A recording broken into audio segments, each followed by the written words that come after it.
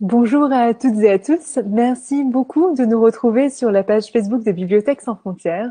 Je m'appelle Mucheng Pech et je suis la directrice éducation de Bibliothèques sans frontières. Et durant cette période de confinement, comme vous le savez, nous avons proposé des lives quotidiens du 18 mars à ce lundi. Nous avons sur cette semaine de déconfinement commencé à réduire le rythme de nos interventions, mais nous tenions à continuer à vous proposer une conférence par semaine. Euh, Durant laquelle nous avons l'honneur de recevoir un chercheur, une chercheuse, qui vient nous parler de ces sujets d'expertise et en discuter avec le grand public. Aujourd'hui, nous avons la chance de recevoir Emmanuel Collier-Sonia, pardon, excusez-moi. Nous avons la chance de recevoir Emmanuel Saulnier Cassia, pardon pour le lapsus Emmanuel, qui est professeur de droit public à l'Université de Versailles et qui est une spécialiste du Brexit. Bonjour Emmanuel, merci beaucoup d'être avec nous. Bonjour Micheng, merci à vous de m'avoir convié. C'est un grand plaisir de vous recevoir sur un sujet d'actualité et un sujet politique et géopolitique aussi important. Nous sommes ravis d'avoir cette occasion d'échanger avec vous, Emmanuel. Merci infiniment. Et sans plus tarder, je vous propose que nous laissions la parole à Emmanuel qui va nous parler de la genèse du Brexit, qui va également nous parler des conséquences économiques, politiques du Brexit sur l'Europe évidemment, mais également sur le reste de l'économie mondiale. Et nous prendrons bien sûr le temps à la fin de recueillir les questions de l'audience. Donc je vous invite à poster vos questions dans les commentaires du live. Je ne manquerai pas de les relayer à Emmanuel et nous aurons le temps de procéder à un échange avec le public. Encore une fois, merci infiniment Emmanuel Saulnier-Cassia de nous rejoindre aujourd'hui sur ce live Facebook. Nous sommes très honorés de vous recevoir. Et sans plus tarder, je vous donne la parole pour nous parler du Brexit. Mais c'est moi, Micheng, qui suis vraiment ravie de participer aux actions de BSF, qui est une association formidable à laquelle j'avais adhéré dès sa création.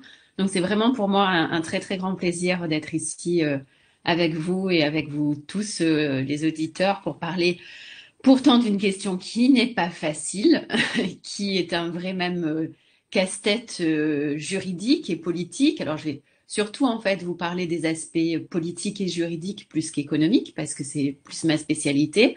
Mais voilà, en tout cas une question à laquelle je pense que personne n'a échappé parce elle a fait l'actualité de tous ces derniers mois et mêmes années. Mais avant d'en parler directement, on est obligé de remonter dans le temps. C'est vraiment obligatoire pour comprendre ce qui s'est passé, pour comprendre les enjeux du Brexit, de remonter bien en arrière afin de savoir ce qu'il s'est passé avant pour comprendre en fait pourquoi on en est arrivé là. Donc il faut remonter pas mal parce que on va remonter à l'après-Seconde Guerre mondiale qui a évidemment été un électrochoc pour tous les pays qui s'étaient fait la guerre et qui ont décidé de ne plus se faire la guerre, et pour comprendre ce positionnement qu'a eu le Royaume-Uni dans cet état d'esprit d'après-guerre. Et à vrai dire, si je voulais être vraiment complète pour comprendre le particularisme britannique, il faudrait en réalité remonter même à l'entre-deux-guerres. Pourquoi? Parce que les propos qui ont été tenus par le fameux Winston Churchill, le fameux Premier ministre britannique, finalement disent tout de la manière dont les Britanniques ont toujours plus ou moins conçu l'Europe. Et ces mots sont donc de Churchill qu'il avait employé dès 1930 dans un article qu'il avait écrit pour un journal américain quand il avait commencé à parler des États-Unis d'Europe. Vous savez, cette fameuse expression d'États-Unis d'Europe qui est bien plus ancienne que lui. Mais il avait écrit un article en 1930 qui a été republié en 1938 où en fait il dit nous sommes avec l'Europe, mais nous ne sommes pas en Europe. Et cet article est très très intéressant. We are with Europe, but not of it. Et il continuait en disant we are linked, but not comprised. We are interested and associated, but not absorbed. Et donc là, on avait tout finalement pour comprendre ce qui se passe aujourd'hui. Alors plus tard, il a réutilisé cette expression des États-Unis d'Europe dans un discours assez célèbre en 1946 qui s'appelle le discours de Zurich, où il réemploie cette expression et puis il redit un peu la même chose en parlant du Royaume-Uni comme étant un ami et un protecteur de la nouvelle Europe. Ça veut dire qu'ils n'en sont pas finalement. Et donc, quand les prémices de la construction européenne se mettent en place à l'après-guerre, que la France et l'Allemagne ont vraiment décidé de ne plus faire la guerre, et que la France a cette initiative qui est de créer une communauté qui va mettre en commun le charbon et l'acier, c'est-à-dire une proposition pour contrôler les moyens de production de toutes les matières qui permettent finalement d'assurer la paix. C'est-à-dire ce discours de Robert Schuman qui est bien connu, dont on vient de fêter les 70 ans il y a quelques jours, la semaine dernière, cette fameuse discussion, déclaration plutôt, du Salon de l'Horloge prononcée le 9 mai 1950. Mais les Britanniques ne sont pas prévenus. L'Allemagne est prévenue de cette initiative française, mais pas les Britanniques. Ils vont être un petit peu vexés et ils ne vont pas vouloir adhérer à ce modèle qui est proposé par la France. Alors, c'est pas juste parce qu'ils n'ont pas été prévenus. Il y a d'autres choses qui font que cette communauté qui est créée ne leur convient pas. Et donc, l'adhésion ne se fait pas à ce moment-là, ce qu'on appelle le traité CECA. D'autres États adhèrent, ils sont 6 au départ, mais le Royaume-Uni, finalement, n'en fait pas partie et décide de créer quelque chose de concurrent pour finalement essayer de faire sans ces États européens, avec d'autres États européens, en créant en 1960 quelque chose de concurrent, alors que les États qui avaient créé la CECA vont vouloir mettre en place un nouveau marché commun, un peu plus étendu que la CECA. Et les Britanniques restent sur leur position, n'en veulent pas au départ, n'y croient pas, et décident de faire cette association concurrente qui ne va pas marcher. Alors que la CE marche. Elle marche tellement bien que finalement, ils veulent y rentrer et ils demandent à y adhérer. Mais le général de Gaulle refuse. Et il va refuser plusieurs fois. Il va refuser en 1963 d'abord en parlant de l'Angleterre insulaire qui en quelque sorte va jamais pouvoir se faire à l'idée que se font les autres Européens. Et donc il refuse la candidature. Il refuse même que la candidature soit examinée, qu'elle soit même déposée. Donc les Anglais, les Britanniques plus exactement, ne vont pas pouvoir déposer leur candidature. Ils vont néanmoins recommencer, redemander. Je précise que les autres États européens, hors la France, étaient d'accord. Ils vont redemander et le général de Gaulle va à nouveau refuser. Second veto français en 1967. Puis finalement, comme on sait, de Gaulle quitte le pouvoir et son successeur va lever le veto. Pompidou ne va plus s'opposer à l'entrée du Royaume-Uni dans l'Union européenne. Donc, l'entrée, elle a été déjà très très laborieuse. Ils n'ont pas voulu, puis on n'a pas voulu, et finalement ça se fait en 1972-1973. Il y a une loi qui est adoptée en 1972 parce qu'il faut obligatoirement une loi au Royaume-Uni pour entériner un accord international, et ils rentrent effectivement en 1973. Mais un an après l'adhésion seulement, les travaillistes reviennent au pouvoir et critiquent un peu la manière dont l'adhésion s'est faite.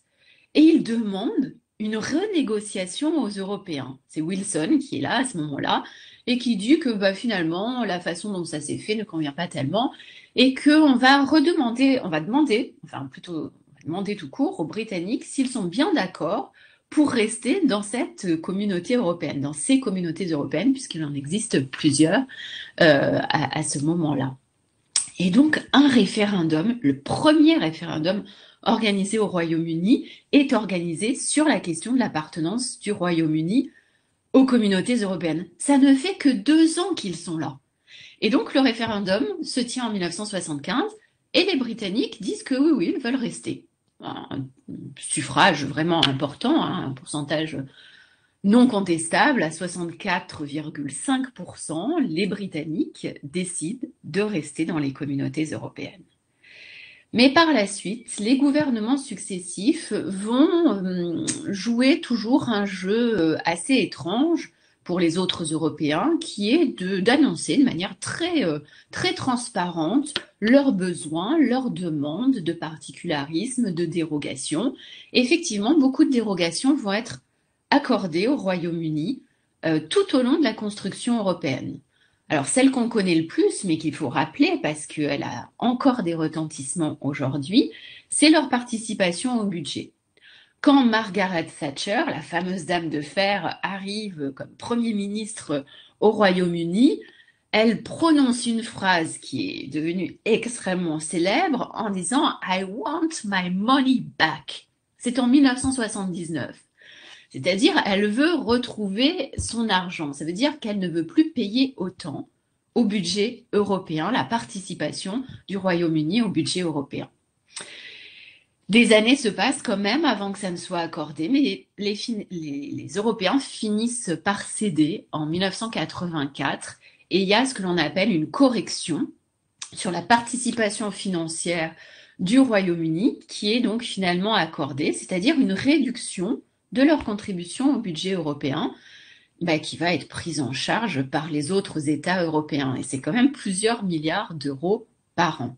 Donc ça, c'est la première dérogation très importante qu'a obtenue le Royaume-Uni et qui va être suivie d'autres dérogations que je ne vais pas détailler parce que c'est peut-être un peu compliqué sur le plan juridique, qui concerne la charte sociale, qui concerne l'espace Schengen, qui concerne la charte des droits fondamentaux de l'Union européenne, qui concerne peut-être la question la plus facile à comprendre pour les auditeurs, la monnaie unique. Mais c'est pas le seul État qui ne va pas adopter la monnaie unique.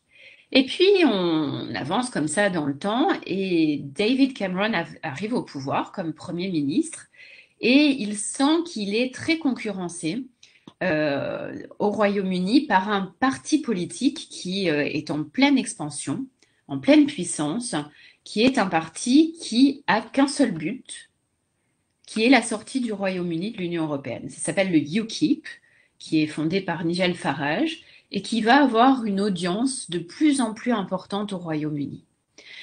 Et cette concurrence va faire que David Cameron va se sentir obligé de donner des gages au peuple britannique sur le terrain du UKIP.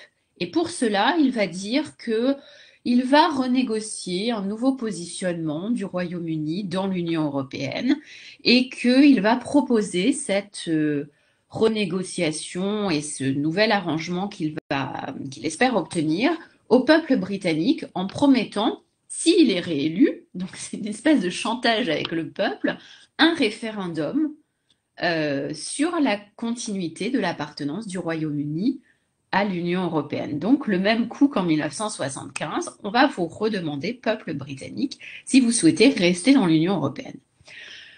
La renégociation est organisée, un statut spécial est négocié et obtenu, d'ailleurs de manière assez honteuse du point de vue européen, par les Britanniques. Un nouvel arrangement est conclu en février 2016 et le référendum est organisé au mois de juin, le 23 juin 2016. Alors c'est assez étonnant parce que David Cameron a en fait obtenu encore des règles spéciales pour le Royaume-Uni et finalement un grand succès du point de vue britannique en obtenant la meilleure position possible que pouvait avoir le Royaume-Uni dans l'Union européenne, en rognant sur des symboles, notamment européens, qui embarrassaient les Britanniques, et en obtenant vraiment tout ce qu'ils voulaient. Donc tout le monde était assez confiant sur la volonté du peuple britannique, finalement, de rester dans l'Union européenne. Et patatras, le 23 juin 2016, à 51,8%, le peuple britannique s'exprime pour sortir de l'Union européenne, ce que l'on appelle le Leave ou le Brexit. 51,8%, ce n'est pas énorme par rapport évidemment à ce qui aurait pu jouer de très peu en faveur du maintien dans le Royaume-Uni, mais c'est au-dessus des 50%, et donc le Brexit est voté. Alors, comment ça s'est passé ensuite? Eh bien, il fallait tirer les conséquences. La première conséquence, c'est que David Cameron est obligé, bien qu'il avait dit qu'il ne démissionnerait pas, de démissionner évidemment de son poste. Il est remplacé par son ancienne ministre de l'Intérieur, Madame Theresa May, qui avait été pendant la campagne du référendum officiellement favorable au maintien dans l'Union européenne et qui, une fois devenue première ministre, va être complètement fanatique du Brexit, fanatique de la sortie du Royaume-Uni la plus pressée du Brexit, va tout le temps répéter que Brexit means Brexit et qu'il faut absolument faire ce Brexit quoi qu'il en coûte, mais va rencontrer de très nombreuses difficultés. Pas tellement finalement du côté de l'Union européenne, mais en interne. Alors du côté de l'Union européenne, il y avait quand même une procédure à suivre, parce que depuis ce que l'on appelle le traité de Lisbonne, c'est-à-dire depuis son entrée en vigueur qui a eu lieu en 2009, des règles ont été prévues pour qu'un État sorte de manière ordonnée, on dit, de l'Union européenne. Avant 2009, pardon, il n'y avait pas de règles. Donc, on avait supposé beaucoup de choses, mais en tout cas là, il y a des règles à partir de 2009, le fameux article 50. Peut-être que tout le monde a entendu parler de cet article 50 dans les médias, qui fixe donc une procédure pour ce droit de retrait. Il est prévu qu'il faut négocier pour pouvoir sortir un accord, ce qu'on appelle l'accord de retrait. Alors on prévoit une période suffisamment longue pour négocier cet accord, qui est d'au moins 2 ans, pour avoir le temps de fixer les règles de ce que l'on appelle aussi communément le divorce, pour pouvoir faire en sorte que les choses se passent bien lors de la sortie d'un État membre de l'Union européenne. Et puis, le traité prévoit aussi la conclusion ensuite d'un autre accord, qui est l'accord sur les relations futures. Donc, c'est très important de comprendre cela, qu'il y a 2 accords, et là, au jour où je vous parle, il y en a un qui a été conclu, l'accord sur le retrait, et il y en a un qui est en train, en ce moment même, d'être négocié, c'est l'accord sur les relations futures. Donc 2 accords prévus, mais pas obligatoires non plus, parce que s'il n'y a pas d'accord, c'est une sortie sans accord ou une existence du Royaume-Uni en dehors de l'Union européenne sans relation particulière avec l'Union européenne. Les choses ont été difficiles du côté britannique pour faire accepter cet accord. Alors il y a eu plein de péripéties, très très juridiques, très très politiques. D'abord, on ne savait pas si le Parlement britannique devait ou non donner son accord. Il a fallu que la Cour suprême se prononce pour dire que oui, le Parlement britannique devait être impliqué, que le résultat du référendum ne suffisait pas. Alors tout cela est très sensé et très juste en droit, hein, parce que le référendum au Royaume-Uni, il ne lie pas les pouvoirs publics, c'est-à-dire que le résultat qui est donné n'est pas obligatoire ensuite dans les décisions qui vont être prises. Et puis au Royaume-Uni, il faut dire que le Parlement britannique, au Royaume-Uni, le Parlement est très très important. C'est une institution extrêmement importante. Donc c'était vraiment essentiel que ce Parlement, cette institution britannique, se prononce pour pouvoir sortir de l'Union européenne. Et donc, il a fallu son accord pour que officiellement, le Royaume-Uni annonce à l'Union européenne qu'ils avaient l'intention effectivement de se retirer. Et c'est pourquoi ça a pris tellement de temps, parce que cette notification qui a été faite à l'Union européenne n'a été faite que le 29 mars 2017, c'est-à-dire 9 mois après le référendum. Alors, il a fallu encore du temps pour que l'accord soit négocié, pour que l'accord soit accepté. Il a d'abord été signé par Theresa May, mais il n'a pas été entériné par le Parlement britannique. Et Theresa May a eu beaucoup, beaucoup de malheur en interne et dans son propre parti, et a fini par jeter l'éponge. Et a laissé la place à Boris Johnson, qui est le Premier ministre actuel, pour qu'un accord, un nouvel accord soit trouvé avec l'Union européenne. Boris Johnson ayant été prêt à ce que son pays sorte de l'Union européenne sans qu'il y ait d'accord. C'est ce que l'on appelait l'hypothèse du no deal, c'est-à-dire l'absence d'accord. Il était prêt à cela. Coûte que coûte, il fallait sortir de l'Union européenne. Il l'avait promis à son électorat. Finalement, un accord nouveau va être trouvé avec l'Union européenne qui va ressembler pour une partie à celui qui avait été signé par Theresa May en novembre 2018, notamment sur la question des citoyens. des citoyens britanniques résidant dans un autre État membre de l'Union européenne et puis des citoyens européens résidant au Royaume-Uni. La question aussi de l'engagement financier du Royaume-Uni dans l'Union européenne. Et la question très très problématique sur laquelle il y a eu là des changements de l'Irlande, parce que il y a cette particularité de l'île d'Irlande qui a une partie qui appartient au Royaume-Uni, ce que l'on appelle l'Irlande du Nord, et une partie qui est indépendante, la République d'Irlande, qui est elle aussi membre de l'Union européenne. Alors comme il y a eu une guerre civile en Irlande, il y a eu un accord qui a été conclu en 1998 pour qu'il n'y ait pas de frontières sur l'île d'Irlande, quand bien même on séparait deux parties. Et c'est cette question-là qui a rendu les négociations très très difficiles, parce qu'à partir du moment où le Royaume-Uni voulait sortir de l'Union européenne, il fallait normalement rétablir la frontière sur l'île d'Irlande. Et rétablir la frontière, ça voulait dire qu'il pourrait y avoir à nouveau des troubles, à nouveau des morts sur cette frontière irlandaise. Alors il y a évidemment plein d'autres conséquences au Brexit qui ont été négociées, mais finalement donc on arrive avec des délais de négociation supplémentaires parce que tout cela a pris du temps et plus de temps que les 2 ans qui étaient prévus, avec en plus l'arrivée des élections européennes en mai de l'année dernière, où on pensait que le Royaume-Uni serait déjà sorti de l'Union européenne en mai 2019. Donc tout un tas de péripéties nouvelles qui ont nécessité d'organiser, alors que ça n'était pas du tout prévu ainsi, des élections européennes au Royaume-Uni parce que le Royaume-Uni était toujours membre de l'Union européenne parce qu'il n'arrivait pas à finir de négocier cet accord. Donc les places avaient été redistribuées, on organise vraiment dans un temps record des élections au Royaume-Uni pour élire des députés dont on sait qu'ils vont partir très peu de temps après, c'est-à-dire une fois que l'accord sera effectivement adopté.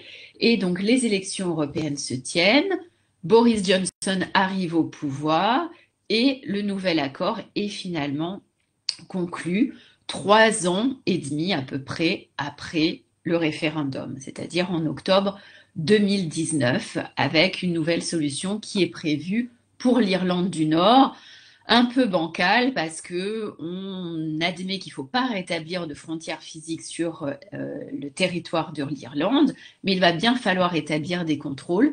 Donc on envisage de les faire en mer d'Irlande, alors en réalité dans les ports et les aéroports de part et d'autre, mais c'est la solution qui est trouvée pour que le nouvel accord soit signé. Et il est finalement adopté avec un nouveau délai de prolongation pour permettre au Parlement britannique d'adopter la loi qui entérine cet accord, ce qui est fait en janvier et qui a permis de faire que le Royaume-Uni sorte de l'Union européenne au 1er février de cette année, 1er février 2020. Donc le Royaume-Uni est devenu un État tiers depuis le 1er février de l'Union européenne. Mais pour l'instant, rien n'a changé. On ne s'aperçoit de rien. Pourquoi ? Parce qu'il y a ce que l'on appelle une période de transition. Pourquoi une période de transition ? Bien pour essayer de négocier le second accord, celui dont je vous parlais tout à l'heure, l'accord sur les relations futures, celui qui va régler la manière dont les choses vont se passer entre l'Union européenne et le Royaume-Uni dans l'avenir. Donc, cette période de transition, qui est pour l'instant prévue jusqu'à la fin de l'année 2020, fait que pour l'instant, rien ne change. Et pendant ce temps-là, on essaye de négocier un nouvel accord. Et on essaye, a priori, d'arrache-pied, parce que Boris Johnson a déjà dit, il a prévu dans la loi britannique, qu'il n'y aurait pas de prolongation de la période de transition. Il veut en finir, il veut que les choses soient claires pour son peuple.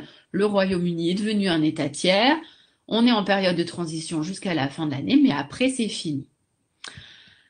Alors c'était sans compter notamment sur le Covid, parce que le Covid s'est invité et a interrompu de fait quand même les négociations qui avaient commencé donc en février. Michel Barnier a été infecté par le Covid, Boris Johnson aussi a été à l'hôpital, même aux soins intensifs. Donc les négociations en ont pris un coup, elles ont continué un peu par visioconférence comme nous le faisons là ici aujourd'hui, mais évidemment ça a retardé les négociations qui ont repris là ce lundi. ce qu'on appelle le troisième round des négociations, avec un bilan qui est prévu, un bilan très important qui est prévu en juin, puisqu'il est prévu que si on n'arrive pas à négocier des choses importantes, notamment qui concernent la pêche, qui est un sujet très très important à la fois pour les Européens et pour les Britanniques, eh bien on pourrait envisager de prolonger la période de transition. Et pour prolonger la période de transition, il faut se décider avant le 1er juillet. Encore une fois, les Britanniques ont dit qu'ils ne voulaient pas de cela, mais encore une fois, c'était sans compter les retards pris à cause du Covid. Il n'est pas impossible que ça soit un bon prétexte pour le Premier ministre pour dire je vous avais promis, mais je ne pouvais pas prévoir le Covid et donc il va falloir un peu plus de temps. Donc rien n'est exclu pour conclure cet accord de libre-échange qui est voulu à la fois par l'Union européenne et par le Royaume-Uni. C'est un accord qui, a priori, est très ambitieux parce que c'est un accord qui vise à ce qu'il n'y ait plus de droits de douane et de quotas, enfin qu'il n'y ait pas de droits de douane et de quotas pour l'échange des marchandises entre l'Union européenne et le Royaume-Uni. Et pour cela, il faut des négociations normalement très longues. Dans tous les accords identiques qui ont été conclus avec des États tiers dernièrement, il a fallu des années. On a l'exemple du Canada récent, on a l'exemple du Japon, il a fallu 6 ou 7 ans pour conclure ces accords. Donc, c'est pas évident qu'un accord puisse être conclu dans ce délai, c'est même tout à fait improbable. Il est possible qu'il y ait un accord à minima qui soit conclu et qui renvoie à des accords ultérieurs sectoriels sur la pêche, sur les relations en termes, par exemple, de terrorisme, de mandat d'arrêt européen. Mais s'il n'y a pas d'accord du tout, on va basculer dans les règles du commerce international, que l'on appelle les règles de l'Organisation mondiale du commerce, l'OMC, qui s'appliqueront si un accord n'est pas conclu d'ici la deadline de la fin de l'année a priori. Alors, c'est assez difficile d'imaginer l'avenir. On n'a pas de boule de cristal. C'est assez difficile tout court d'imaginer une Union européenne sans le Royaume-Uni. Et c'est assez difficile aussi d'imaginer le Royaume-Uni dans la prochaine décennie. Le Royaume-Uni sorti de l'Union européenne, mais aussi le Royaume-Uni qui fait l'objet de tensions internes très très vives à cause de cela. Parce que je rappelle que c'est un royaume uni aujourd'hui qui comporte plusieurs parties qui n'ont pas été toutes d'accord s'agissant du Brexit, en particulier l'Écosse et l'Irlande du Nord, qui, elles, ont voté, pour ce qui les concerne, de manière favorable au maintien dans l'Union européenne. Et il n'est pas impossible que l'Écosse l'a déjà dit par la voix de son Premier ministre, veuille prendre son indépendance. Alors c'est un peu compliqué à organiser, mais voilà, c'est une des demandes de l'Écosse pour pouvoir notamment rester dans l'Union européenne.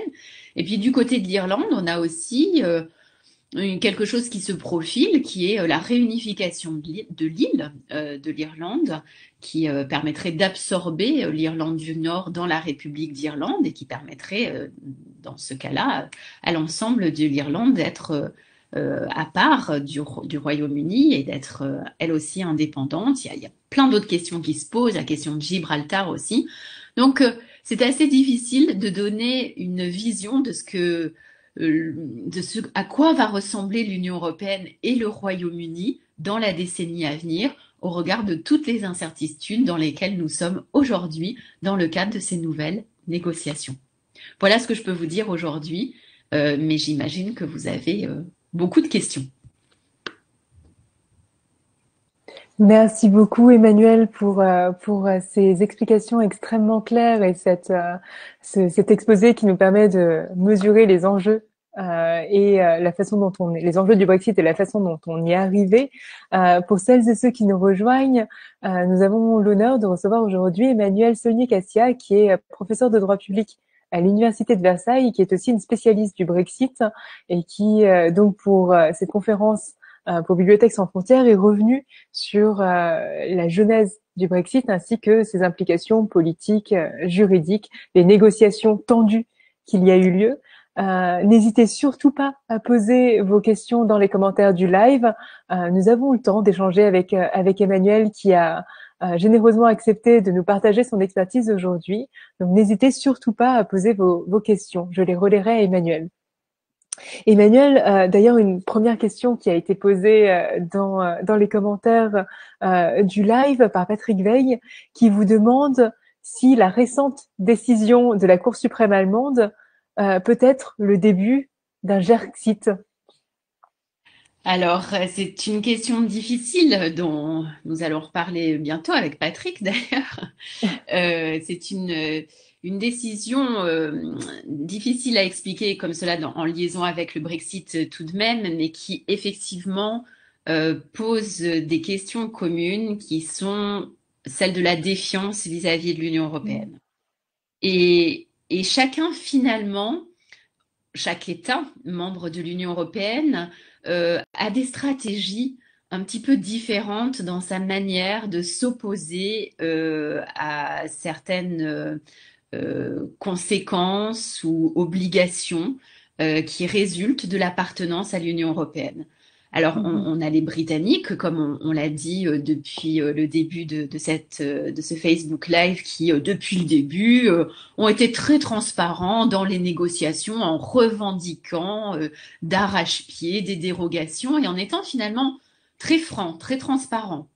On a les Polonais, les Hongrois, qui eux aussi à leur manière, un peu plus vulgaires, un peu plus contestables, même très contestables sur le plan des valeurs européennes, qui voilà, vont refuser un certain nombre d'actions solidaires avec l'Union européenne, notamment dans ce que l'on a appelé la crise des migrants. Et puis on a l'Allemagne qui est plus subtile, plus stratégique, et qui passe notamment par ses juridictions pour venir contester la suprématie du droit de l'Union européenne dans les droits internes. Je dis bien dans les droits internes et pas simplement dans le droit allemand, parce que justement, cette Cour constitutionnelle qui a rendu, la Cour constitutionnelle de Karlsruhe, qui a rendu une décision très très longue, à son habitude d'ailleurs, le 5 mai dernier, donc il y a une semaine, vient titiller comme ça les conséquences de cette appartenance de l'Allemagne et de manière générale des États membres à l'Union européenne en disant en quelque sorte, bon, ça va comme ça, mais il ne faut pas aller trop loin dans les implications que l'Union européenne a dans nos droits. Et il y a un moment où il faut que ça s'arrête. Alors, une sorte de noyau dur, si vous voulez, auquel on ne peut pas toucher. Alors, on a appelé ça sous différentes formes. Les juristes connaissent ça depuis quelques années sous la notion que l'on appelle d'identité constitutionnelle, qui a été revendiquée dans un certain nombre d'États, notamment en Allemagne, expliquée par la Cour constitutionnelle allemande depuis un certain nombre d'années, pour dire qu'il y a des choses auxquelles on ne touche pas. Alors nous, on parle aussi d'identité constitutionnelle en France, mais nous, on parle plus communément de la souveraineté. Il ne faut pas toucher au cœur de notre souveraineté. C'est un peu la même chose hein, pour le grand public, pour comprendre l'idée. Et là, la Cour constitutionnelle allemande a franchi un pas nouveau en contestant carrément à la fois le rôle que joue la Cour de justice de l'Union européenne et le rôle que jouent certaines institutions de l'Union européenne dans ce droit européen, et en particulier dans cette décision, le rôle de la Banque centrale européenne en disant que c'est pas une institution démocratique et que il faut qu'elle soit davantage contrôlée. Alors c'est pas nouveau en fait, hein. La Cour constitutionnelle allemande avait déjà dit ça, sauf que là, elle a franchi un pas supplémentaire en s'opposant vraiment directement à une décision qu'a adoptée la Cour de justice de l'Union européenne. Et en cela, pour moi et pour d'autres, elle vient vraiment contredire son engagement européen, l'engagement européen de l'Allemagne, et est susceptible, pour moi, sans aucun doute, d'une action que l'on appelle en manquement de la part de la Commission européenne, qui pourrait conduire la Cour de justice de l'Union européenne à condamner l'Allemagne pour non-respect de ses obligations européennes, parce qu'elle ne respecte pas l'importance qu'a la Cour de justice de l'Union, et d'ailleurs qui a été contestée aussi par le Royaume-Uni. Le Royaume-Uni, mais alors avec une espèce de petite confusion savamment entretenue par les hommes politiques et les femmes politiques britanniques entre la Cour de justice de l'Union européenne et la Cour européenne des droits de Mhm. l'homme à Strasbourg, qui en réalité est celle qui embête le plus les Britanniques dans leur action, on va dire, quotidienne. C'est un peu Merci compliqué à beaucoup. expliquer, mais je crois qu'il ne faut pas aller trop dans le détail non plus parce que ce sont des subtilités qui amusent surtout les juristes. Merci beaucoup, Emmanuel. C'est évidemment très important de rappeler les différents organes qui soudent finalement cette Union européenne. Peut-être pour continuer dans la même lignée, une question peut-être assez généraliste. Est-ce que vous, pour avoir étudié justement tous ces mécanismes juridiques, les négociations, vous pensez que le Brexit invite l'Union européenne peut-être à repenser certaines de ses institutions, certaines de ses contraintes entre États?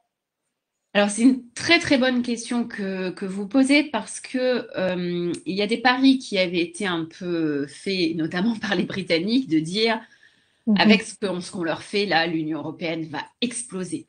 Ouais. Les États membres ne vont pas être solidaires et on va contribuer justement, non seulement on va partir de l'Union européenne, mais on va les Mhm. faire imploser de l'intérieur. Et en plus, on pourrait créer une dynamique, le fameux effet Mhm. domino, c'est-à-dire on veut partir, d'autres États vont partir. Pour l'instant, ça ne s'est pas produit. Pour l'instant, et les négociations ont montré, de manière quand même assez surprenante pour tout le monde, que les États restants, donc les 27 autres États, ont été solidaires. Ils ont tenu bon entre eux presque tout le temps. Il y a Mhm. eu bon, quelques petits épisodes où notamment l'Espagne a voulu voilà, essayer, notamment par rapport Mhm. à Gibraltar, voilà, de montrer un peu qu'elle pouvait perturber les négociations, mais quand même, très globalement, sur 3 ans et demi, Absolument. vraiment, ça laissait la place à ce qu'il y ait des dissensions entre les États qui soient vraiment faciles à organiser finalement. Les États ont tenu bon dans les négociations. Et peut-être aussi grâce au flegme du négociateur européen qui est Michel Mhm. Barnier, qui a réussi quand même aussi peut-être à tenir la classe européenne face au Royaume-Uni. Dans les épisodes récents, je dirais peut-être que c'est plus le Covid, Ouais. bizarrement, qui risque de porter un coup vraiment très grave à l'Union européenne, plus que le Brexit. Le Brexit aura été un vrai laboratoire juridique et politique incontestable. Le Covid me semble plus problématique sur la capacité de l'Union européenne à montrer aux citoyens une capacité à réagir rapidement et solidairement. Et je pense que là, Mhm. c'est vraiment une occasion manquée, à la différence, c'est très surprenant hein, finalement, à la différence du Brexit, et notamment parce que les États qui auraient pu avoir envie, eux aussi, de sortir de l'Union européenne, se sont rendus compte que c'était compliqué de sortir de l'Union, Mhm. c'est douloureux à l'intérieur d'un État de mener ces négociations, qu'on ne parlait plus que de ça pendant des mois et des années. D'une certaine manière, le Covid a permis aux Britanniques et notamment au Parlement de faire autre chose que Oui. du Brexit, mais ça faisait 3 ans que le pays était bloqué par la question du Brexit, donc c'est quand même effrayant. Donc ça n'a pas créé l'effet domino qui était attendu, et je pense que ça a bien vacciné certains États et certaines formations politiques, les formations extrémistes qui ont fini par se taire hein, sur les envies de sortie en France, en Pologne, en Hongrie, dans Mhm. tous les États qui finalement n'ont plus trop bougé, n'ont plus trop agité cette menace au fil des mois et au fil de l'expérience du Brexit. Donc votre question est excellente parce que finalement on a été assez surpris de ce que cela a produit contre toute attente finalement. Oui, absolument, absolument. C'est assez fascinant de voir la résilience de cette Oui, structure et puis d'avoir les deux crises finalement qui succèdent, le Brexit puis oui. la crise du Covid-19. Emmanuel, peut-être une question sur un point que vous mentionnez tout à l'heure. On a observé une certaine disparité des votes sur le Brexit au sein du Royaume-Uni. Vous mentionnez l'Écosse, l'Irlande du Nord. c'est le cas aussi au Pays de Galles où majoritairement le vote a été pour le Brexit, mais où Cardiff s'est distingué en votant majoritairement pour rester dans l'Union européenne. Est-ce qu'il existe des hypothèses qui permettent d'expliquer ces disparités territoriales, historiques, politiques? Oui, alors c'est vrai que c'est compliqué à lire, hein, et effectivement il y a en partie des raisons historiques, des raisons sociologiques. Euh, Mhm. le plus fort taux de vote pour le Leave concerne l'Angleterre, puisque c'est à Mhm. 53,4% que l'Angleterre s'est prononcée pour le Leave, à Mhm. l'exception néanmoins de Londres, qui l'a Oui. voté de manière, là, avec le taux le plus important pour le Remain. Le Pays de Galles, à l'exception de certaines villes, a voté à 52,5%, donc au-dessus de la moyenne nationale quand Mhm. même. Et à l'inverse, l'Irlande du Nord a voté à 55,8% pour le Remain et l'Écosse à 62%. Alors ça s'explique.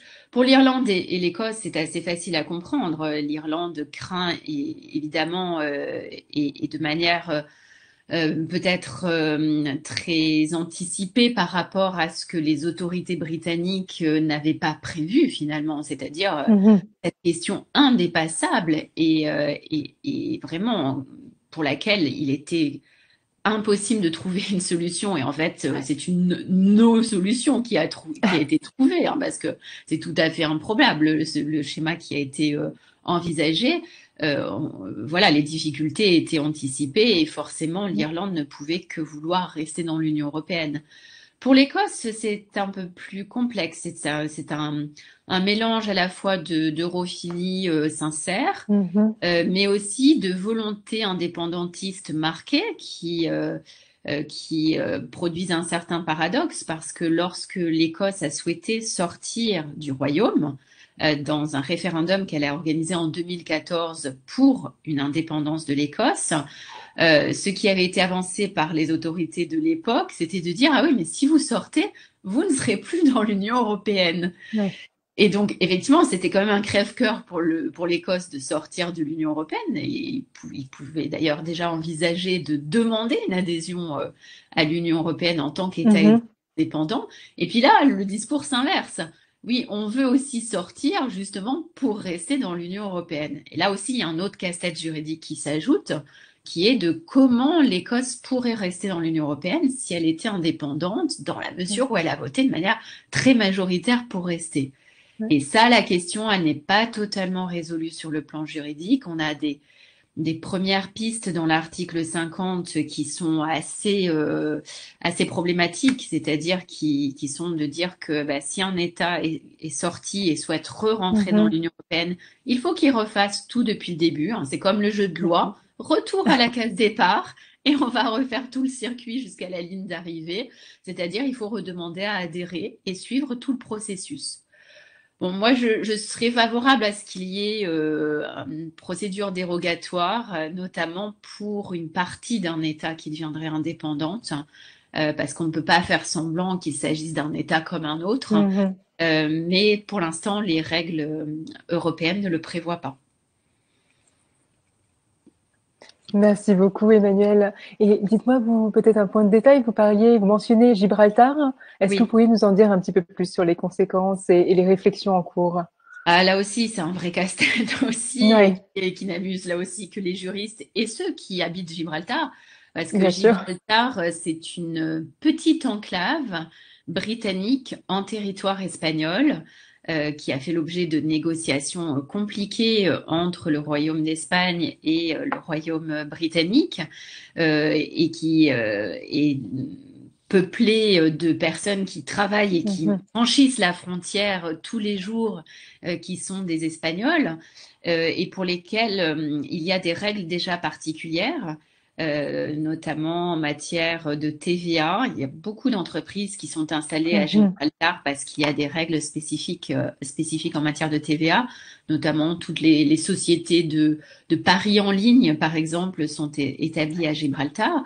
Et Gibraltar fait l'objet d'une demande de renégociation sur son appartenance au Royaume-Uni depuis longtemps par l'Espagne, et l'Espagne a voulu profiter du Brexit pour dire, bah là, ça va être trop compliqué. Il faut que Gibraltar retourne dans notre giron. Et il y a en réalité, dans l'accord qui a été d'ores et déjà conclu, un protocole spécial sur Gibraltar et qui va devoir faire l'objet de négociations supplémentaires dans l'accord sur les relations futures pour que des règles particulières, le cas échéant, soient encore prévues pour gérer les difficultés relatives à la liberté de circulation des marchandises et surtout là des personnes, en raison des travailleurs qui se déplacent quotidiennement entre l'Espagne et cette enclave britannique. Donc on peut supposer qu'un jour Gibraltar revienne en Espagne, mais voilà, tout cela n'est pas encore fait, n'est pas encore certain. Merci Emmanuel. Effectivement, un sujet de négociation qui met en lumière toute la complexité des conséquences du Brexit. Oui, et d'ailleurs, finalement, le Royaume-Uni était l'État membre le plus compliqué pour organiser le retrait. C'est-à-dire que ça a été un vrai laboratoire, vraiment, pour cette première expérience du droit de retrait de l'Union européenne, parce qu'on ne pouvait pas faire plus compliqué. Avec Gibraltar, avec l'Irlande, avec l'Écosse, avec le fait que le Royaume-Uni soit une île, avec politiquement ces difficultés par rapport au franchissement de la frontière et aux problèmes relatifs à la liberté de circulation des personnes. On ne pouvait pas avoir un État et un exemple plus compliqué que le Royaume-Uni pour expérimenter le droit de retrait de l'Union européenne. Donc finalement, si jamais ça se présentait un autre jour pour un autre État, ça sera certainement plus facile que ça ne l'a été pour cette première expérience. Merci beaucoup Emmanuel, effectivement. Je ne le souhaite pas. Et dans les sujets, peut-être une dernière question pour terminer. Dans les sujets de grande complexité, j'imagine qu'il y avait aussi celle de la supervision, de la gestion des eaux territoriales, qui j'imagine a été un des facteurs qui ont motivé certains Britanniques à voter pour le Brexit, dans l'espoir de pouvoir regagner une souveraineté sur cette gestion des eaux territoriales. Est-ce que vous pourriez nous dire où est-ce que ça en est? Comment se passent les négociations?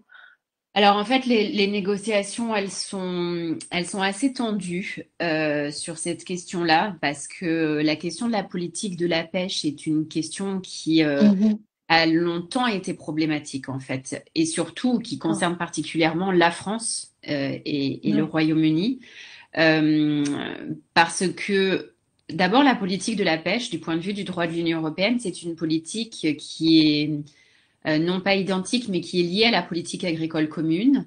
Et la politique agricole commune est la politique commune de l'Union européenne, de la construction européenne, qui a été la plus problématique, la plus litigieuse entre le Royaume-Uni et les communautés européennes et l'Union européenne aujourd'hui. D'ailleurs, c'est la raison pour laquelle, dès la construction des communautés économiques européennes, de la communauté économique européenne, le Royaume-Uni, au départ, n'a pas voulu intégrer cette communauté, parce que la France accordait trop d'importance à la politique agricole commune. Et c'est ce qui avait motivé d'ailleurs la volonté de réduction de la contribution au budget européen, parce que Margaret Thatcher avait dit bah, la politique agricole commune, nous, on n'en bénéficie pas assez. C'est la France qui retire tous les bénéfices, bon, ce qui est un peu caricatural, et donc on ne veut pas payer pour ça. Donc le fait que la politique de la pêche, déjà sur le plan juridique, soit liée à la PAC, fait que c'était déjà tendu au départ. Et puis parce que les pêcheurs britanniques d'un côté et les pêcheurs français de l'autre veulent continuer à aller sur ces eaux territoriales respectives pour aller faire leur boulot et pêcher dans ces eaux. Donc la question de la pêche et des quotas, notamment de pêche, a été l'une des questions les plus médiatisées, parce que c'est aussi l'une des questions les plus faciles à comprendre, et aussi parce qu'elle nous concerne le plus en France. Et là, dans les négociations, c'est assez tendu parce que les Européens veulent continuer à pouvoir avoir accès aux eaux britanniques sans restriction, alors que les Britanniques voudraient un autre système, qui est un système équivalent à celui qui est pratiqué aujourd'hui avec la Norvège, qui est Mhm. de négocier des licences de pêche qui soient des licences annuelles. Et donc, on les renégocierait chaque année.